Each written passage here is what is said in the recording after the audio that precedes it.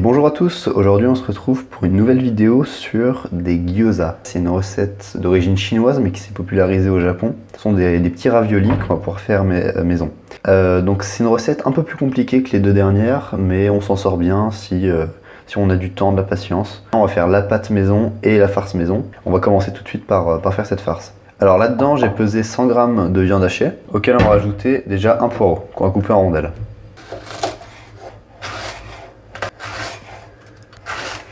Maintenant que c'est en rondelles, on peut le cisailler légèrement.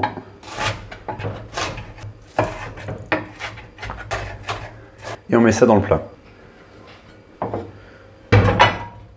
On va passer à la carotte maintenant. On commence par l'éplucher, puis ensuite on va la râper.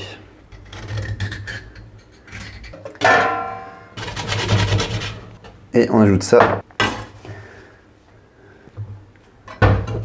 Avant de passer à l'assaisonnement, il reste de l'ail qu'on va rajouter. On va rajouter une bonne grosse gousse. Il faut enlever tout ce qu'on peut à la main comme ça. Et ensuite pour l'éplucher, plutôt que de galérer en la prenant entière, on va la fendre en deux, comme ceci. On prend à la base et on peut enlever par plus gros morceaux. Alors maintenant l'ail, il est pas bon à manger comme ça. Il va falloir le dégermer.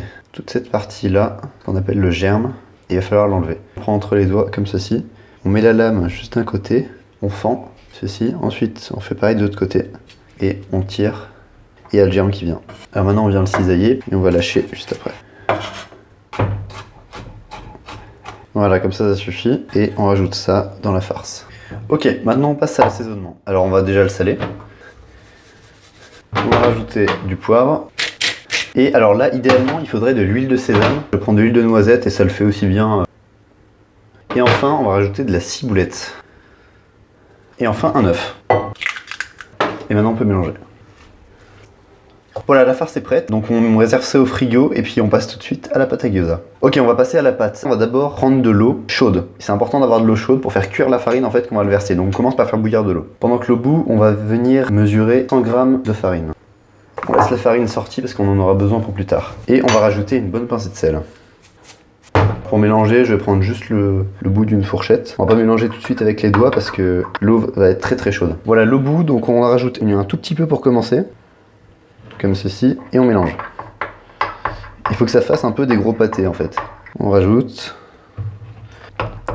Il y a des gros bouts de pâte qui se forment. Et on va rajouter de l'eau comme ça jusqu'à obtenir une pâte. Une fois que c'est refroidi, on peut passer à la main. Je rajoute un tout petit peu d'eau. Ramasser les miettes. On va pouvoir la travailler sur le plan de travail maintenant. On va mettre de la farine sur le plan de travail, on appelle ça fleurer. Alors la première étape, ça va être de séparer cette boule en plein de petits morceaux de pâte. Donc on va donner déjà une forme de saucisse à la pâte. Voilà, on la roule simplement entre les doigts. Pas grave si elle se casse, de toute façon on va la couper après. Alors l'idée c'est de couper donc un morceau de 2-3 cm. On coupe une première fois comme ça, on pivote, on coupe encore une fois, on pivote. Là, les proportions que j'ai prises, c'est pour faire une vingtaine de gyoza. On a toutes nos petites boules. Donc là, l'idée, ça va être d'avoir des cercles le plus fins possible. Alors comment on fait un cercle? On prend une petite boule comme ça. On prend un rouleau à pâtisserie ou un cylindre, peu importe lequel c'est. On appuie légèrement. Il faut surtout pas qu'il colle. Si ça colle, on rajoute de la farine. Et avec le rouleau, on aplatit comme ça de chaque côté. On peut aplatir carrément. Et du coup, l'épaisseur, c'est vraiment très très fin. C'est 1 mm max. Je vais tous les étaler. Et ensuite, on met la farce dedans. Et voilà. Ok, maintenant on va passer au farcissage. Je sais pas si ce mot existe, mais c'est parti. Ok, donc là on arrive à l'opération un peu délicate de la recette. Vous n'êtes pas obligé de faire la pâte maison ou la farce maison. On peut faire que l'un ou que l'autre. Évidemment, toutes les recettes sont amovibles. Le but est de se faire plaisir. Pour farcir, on va prendre une cuillerée de farce et on vient la mettre dans le disque. On prend l'extrémité, on vient faire un sandwich comme ça et on pince en haut. À droite, on vient faire des petits plis pour sceller le gyoza. On retourne, on fait la même chose de l'autre côté. La pâte est assez élastique, on peut tirer un peu dessus sans la déchirer. Et là, on a notre gyoza.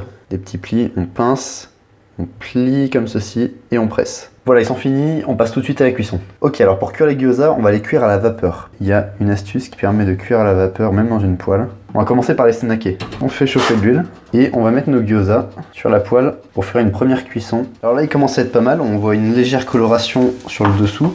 Et pour cuire à la vapeur, on va préparer un verre d'eau. Et la technique, ça va être de verser le verre d'eau directement dans la poêle pour avoir un fond d'eau et de mettre le couvercle directement par-dessus. On verse, on met le couvercle. Et là, on attend entre 3 et 4 minutes. Voilà, on est à 3-4 minutes. Et voilà, donc voilà, j'espère que cette recette vous plaira. Et on se retrouve bientôt pour une nouvelle recette.